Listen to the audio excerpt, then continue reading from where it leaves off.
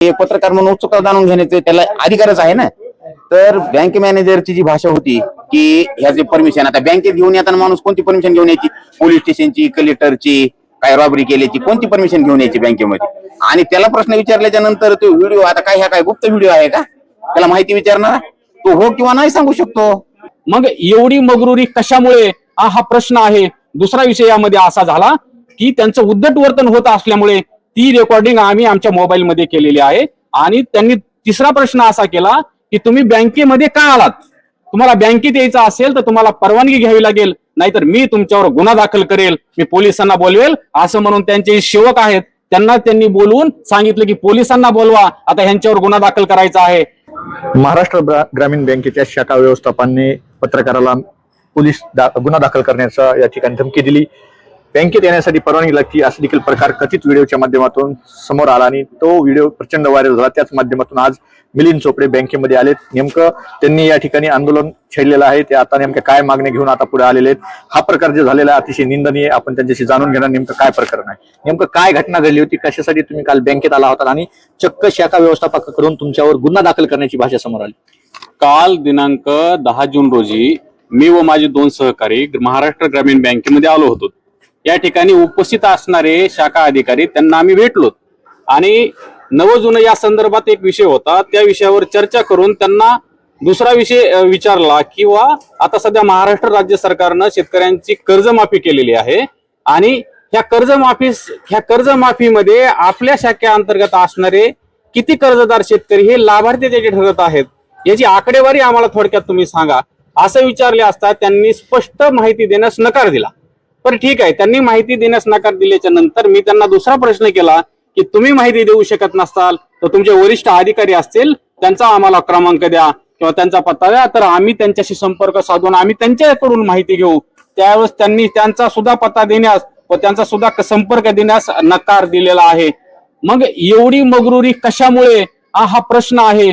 दुसरा विषय यामध्ये असा झाला की त्यांचं उद्धट वर्तन होत असल्यामुळे ती रेकॉर्डिंग आम्ही आमच्या मोबाईलमध्ये केलेली आहे. आणि त्यांनी तिसरा प्रश्न असा केला की तुम्ही बँकेमध्ये का आलात?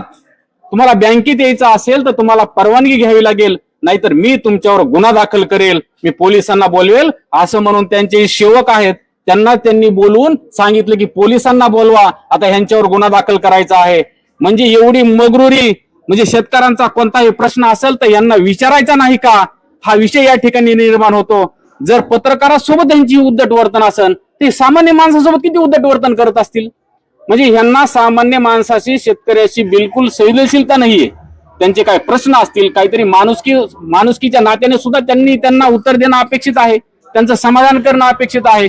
परंतु असं न करता त्या खुर्चीवर बसून जणू ह्या बँकेचे ते मालक आहेत, चेअरमन आहेत अशी वर्तणूक करत आहेत. परंतु ते हे विसरलेत की ते या ठिकाणी बसून ह्या जनतेची सेवा करण्यासाठी बसलेत. ते या ठिकाणी लोकसेवक आहेत आणि जनता शेतकरी या बँकेचे मालक आहे हे त्यांनी अगोदर ध्यानात घ्यायला पाहिजे.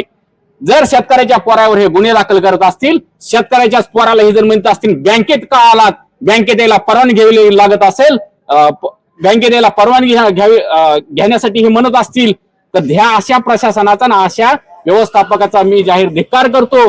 जो प्रकार माझ्याशी घडला, खोटे गुन्हे दाखल करण्याचा त्यांनी जो माझ्यावर प्रयत्न केला, या संदर्भात मी त्यांना आज निवेदन दिलेलं आहे. आणि या निवेदनामध्ये लिहिलेलं आहे की जर संबंधित व्यवस्थापकावर जर लवकरात लवकर कार्यवाही झाली नाही तर दिनांक 16 जून रोजीपासून या बँकेसमोर ठिय्या आंदोलन आम्ही करणार आहोत. हे आमचा ठाम निर्णय आहे. यामध्ये कुठल्या कुठल्या मागण्यात शाखा व्यवस्थापकाची बदली असेल किंवा त्याच्यावर कारवाईची देखील तुम्ही मागणी केलेली आहे आणि या आंदोलनात नेमकं तुमच्यासोबत सहकार्य करणारे आणि कोण सोबत बसणार आहेत आंदोलनात? यस, आता या ठिकाणी माझ्यासह इतर 2 ते 3 शेतकरी आहेत व बरेचसे शेतकऱ्यांचा या ठिकाणी ह्या आंदोलनाला पाठिंबा आहे. मोठ्या प्रमाणामध्ये ह्या आंदोलनाला पाठिंबा मिळणार आहे. ह्या विषयाला घेऊन रात्री आपल्या राज्याच्या उपमुख्यमंत्री आदरणीय सुनेत्राताई पवार यांच्याशी मी संपर्क केला व हा विषय मी त्यांच्या कानावर घातला. त्यावेळेस त्यांनी या प्रकरणाची दखल घेतली आणि नक्कीच या प्रकरणी आम्ही कारवाई करू असं त्यांनी मला आश्वासन दिलेलं आहे. त्यामुळे आता असे मगरूर व्यवस्थापकांची आता बिलकुल आता गय केली जाणार नाही. अशा अधिकाऱ्यांना नक्कीच चाप बसेल आणि हे शेतकऱ्यांसोबत आता हे व्यवस्थित वागतील यापुढे. एकीकडे जर पाहायला गेलं तर राज्य सरकार मराठी भाषेला दर्जा मिळवून देत असताना अशा शाखामध्ये बऱ्याच ठिकाणच्या नॅशनल शाखामध्ये SBI असेल, महाराष्ट्र ग्रामीण बँक असेल किंवा HDFC ICICI बँक जे आहेत त्याच्यामध्ये असे कर्मचारी आहेत की ज्यांना मराठी भाषाच समजत नाहीये. मग कुठंतरी सामान्य जनतेला मराठी भाषेत जे बोलतात त्यांना यांच्यामध्ये काहीतरी संभ्रम निर्माण होतो. आता हे हिंदी भाषिक आहेत आणि मराठी यांच्यामध्ये जाणीवपूर्वक असा वाद होतो आणि कुठेतरी मराठी भाषिकांना डावललं जातं, त्यांना त्यांची हेळसाळ केली जाते. असं होतं. सिरसाळा, परळी किंवा हा मराठवाडा हा सर्व भाग हा मराठी भाषा बोलणार आहे, हा मराठी भाग आहे. या ठिकाणी जो कोणी अधिकारी येत असेल त्याला जरी तो हिंदी भाषिक जरी असला तरी त्याला या ठिकाणी ग्राहकाशी बोलताना, खातेदाराशी बोलताना त्याला मराठीमध्येच बोलावं लागेल. त्याला या ठिकाणी बऱ्याचशा लोकांना हिंदी भाषा समजत नाही. खेड्यापाड्यातले लोक येतात आणि त्यांच्याशी हे हिंदीतून बोलतात. हे बोलतात म्हणजे हे कधीतरी बोलतात हो, हे कॅबिन मध्ये जेऊ देत नाहीत, उभाच राहू देत नाहीत. विचारलं की असं विचारतात जणू तो चोर येऊन थांबलाय, काय करतो हा, कशाला आलास, अशी ह्यांची भाषा आहे. तो पळून जातो. अनेक शेतकऱ्यांची तक्रार आहे की या ठिकाणचा जो रेड्डी मॅनेजर आहे तो अत्यंत मगरूरपणे वागतो. दादा, नेमकं काय हा प्रकार आहे? काल तुम्ही व्हिडिओ देखील पाहिला असेल, तर काय त्या व्हिडिओमधून तुम्हाला वाटतं? शाखा व्यवस्थापक यांच्याकडून पत्रकारावर चक्क गुन्हे दाखल करण्याची भाषा वापरली आणि त्या ठिकाणी बँकेत येण्यासाठी देखील परवानगी असली तर कुणाकून घेतली हे देखील बोलण्यात आलं. काय वाटतं, अशा प्रकारची वागणूक पत्रकाराला दिली जाते तर मग सामान्य शेतकऱ्याचं, सामान्य जनतेचं काय हाल होतं? तसं जर घडलं असेल तर चुकीची गोष्ट ही. पत्रकार काय सर्वसामान्य कुठलाही ग्राहक जर आला आहे बँकेचा किंवा शेतकरी आला तर त्याला त्याची माहिती देणं जरुरी आहे, यांचं कामच आहे. जर त्यांना ते अधिकृतपणे देता येत नसेल तर त्यांना वरिष्ठाची परवानगी घेऊन का होईना पण त्याला ती माहिती द्यावाच लागेल. असं कुठं उद्धटपणाचं बोलणं किंवा अरेरावीचं बोलणं हे काही त्यांचं बरोबर नाही. अशा प्रकारची काही वागणूक याच्या आधी देखील या शाखा व्यवस्थापकडून झालेली आहे? असं तर काही घडलं नाही. याच्या अगोदरची होती त्यांच्यासोबत झालं आमच्या शेतकऱ्यांचं आणि त्यांचं, पण यांच्यासोबत झालं नाही. त्यांच्या थोडं लँग्वेज मध्ये त्यांना त्या मराठी येत नाही. लँग्वेज मध्ये थोडं त्यांना आपल्याशी नॉन रिस्पेक्ट सारखं बोलल्यासारखं जाणवतंय, म्हणजे हिंदी बोलल्यामुळे म्हणजे आरतुरा टाईप असं वाटतंय. पण त्याचा तो हेतू आहे की नाही पण आपल्या शेतकऱ्याला ते वाटतंय किंवा ते कुठल्या तरी दुसऱ्या हेतून आपल्याला आरतुरा बोलतात वगैरे, पण ते एखाद्या दिवस त्यांचं लँग्वेज सुद्धा असू शकते. सोबत कपिल नेते सुद्धा आहेत. काय नेमकं प्रकरण होतं काल?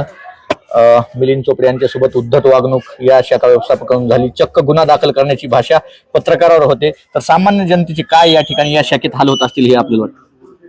सध्या आता सरकारने कर्जमाफी जाहीर केलेली आहे. त्या संदर्भात कुणीही बँकेत येऊन पत्रकार असेल किंवा साधारण माणूस कुणी असेल ते खाते संदर्भात माझं माफी आलंय का, किती जणांचं झालंय, हे पत्रकार म्हणून उत्सुकता जाणून घेण्याचे त्याला अधिकारच आहे ना.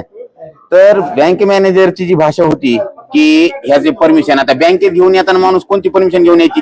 पोलीस स्टेशनची, कलेक्टरची, काय रॉबरी केल्याची, कोणती परमिशन घेऊन यायची बँकेमध्ये? आणि त्याला प्रश्न विचारल्याच्या नंतर तो व्हिडिओ, आता काय ह्या काय गुप्त व्हिडिओ आहे का? त्याला माहिती विचारणार तो हो किंवा नाही सांगू शकतो. त्याच्यामध्ये तो पोलीस बोलवून ही कुठली मुजोरीची भाषा आहे? कशाच्या जीवावर हे लोक अशी भाषा करतात? जर समजा थोड्या पुढारलेल्या पत्रकार म्हणजे समजा 4 लोकात उठणार बसणारा, प्रत्येक ऑफिसला संपर्क असणाऱ्या माणसाला जर हे अशी उत्तर देत असतील तर सामान्य जनतेचे धोतर टोपीवाले येणाऱ्या माणसाला हे लोक काय हाल करतील याची जरा ह्याच्या वरिष्ठ कोण असतील आणि सिनियर, आणि मला वाटतं प्रशासनाने जिल्ह्याच्या बी ह्याची दखल घ्यावा. नक्कीच आपल्यासोबत या निवेदनामध्ये सही केलेली आणि आंदोलनात बसणार अशा देखील याला पाहत. नेमकं काय त्या निवेदनामध्ये तुम्ही आता सही केलेली आहे आणि आता तुम्ही आंदोलनात बसणार आहात, नेमकी तुमची मागणी काय आहे? महाराष्ट्र ग्रामीण बँकेमध्ये मी 12 वर्षापासून डेलिव्हिजन्स परत BC ह्या पदावर काम केलेलं आहे. मला सलग 2 वर्षापासून माझा BC पॉईंट चालू करण्यात आले. ते मी वरिष्ठकडे आणि हेड ऑफिसकडे 2 वर्षापासून पाठपुरावा करत आहे. आणि काल पण मी कालच्या तारखेमध्ये कलेक्टर ऑफिस, SP ऑफिस आणि क्षेत्रीय कार्यालयाला निवेदन दिलेलं आहे. आणि माझी इतकी पिळवणूक करीत आहेत की हे मला इथून सांगतात तुम्ही हेड ऑफिसला जा, हेड ऑफिसवाले म्हणजे इकडे जा तिकडे जा. मला माहित नाही का मी इथं शाखेमध्ये काम केलेलं, कुठून काय करता येते, जाणून बुजून हा शाखा व्यवस्थापक सर्वसामान्य माणसाला त्रास देत आहे. काल जे प्रकार घडला, पत्रकाराशी उद्धट वागणूक झाली, चक्क गुन्हा दाखल करण्याची भाषा देखील वापरली, या देखील असे काही प्रकार सामान्य जनतेवर होतात का? सामान्य जनतेची जाणीवपूर्वक या ठिकाणी हेळसांड होते का? नाही, 100% खरं सर. कारण त्या मॅनेजरची भाषा तशी आहे, सर्वसामान्य माणसाला त्रास देतो. मला तुझी गरज नाही म्हणलं. कारण मी 15 वर्ष बँकेत काम केलेलं आहे, त्याची सेवा पण झाली नाही. ते 15 वर्ष तेवढी मी बँकेत काम केलेलं. मला म्हणतो तुझं काय काम? त्याच्यामुळे मी पत्रकाराचं काहीच चुकत नाही. 100% हा माणूस त्याच्या पदाचा गैरवापर करत आहे. नक्कीच तुम्ही पाहू शकता या ठिकाणी जर पाहायला गेलं तर वेगवेगळ्या प्रतिक्रिया समोर आल्या तर एकंदरीत जर पाहायला गेलं तर शाखा व्यवस्थापकाचं हे वागणं नेमकं आता वेगळ्या दिशेकडे जात आहे आणि शाखा व्यवस्थापकाकडून झालेल्या गोष्टी त्या आता त्रासदायक होत आहेत आणि पत्रकारावर गुन्हा दाखल करण्याची भाषा ज्याप्रमाणे त्यांनी वापरली, पत्रकाराला बँकेत येण्यासाठी परवानगी लागते अशा देखील भाषा कथित व्हिडिओमध्ये समोर आली आणि त्याच माध्यमातून आपण त्यांची प्रतिक्रिया घेतली. परंतु त्या गोष्टीचा कुठल्याही प्रकारचा त्यांना काय म्हणता येईल पत्तावा दिसून येत नाही. परंतु पाहायला गेलं तर आता या गोष्टीच्या माध्यमातून या प्रकाराच्या माध्यमातून आता पत्रकार मिलिंद चोपडे व त्यांच्यासह त्यांचे सहकारी या ठिकाणी बँकेच्या समोर आंदोलनात बसणार आहेत. नेमकं या प्रकरणात वरिष्ठ अधिकारी काय दखल घेतात, वरिष्ठ अधिकारी नेमकं कारवाई करतात का हे देखील तितकंच पाहणं महत्त्वाचं ठरणार आहे. कॅमेरामॅन बाळासाहेब गरडसह मी अशोक गलांडे, माऊली न्यूज नेटवर्क, शिरसाळा, बीड.